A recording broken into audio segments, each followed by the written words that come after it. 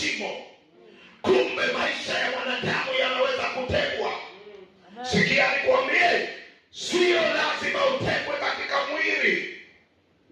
Mchawi haji kukufunga katika mwili. Mchawi akitaka kuyateka maisha yako, huyateka kupitia ulimwengu wa roho. Biblia inasema basi roho ikiwa dhaifu, nao mwili hauwezi wala si kitu. Maana yake umetekwa, maisha yako yametekwa, biashara yako inaweza kutekwa. Ninaongea na watu mahali hapa. Ndoa yako inaweza kutekwa.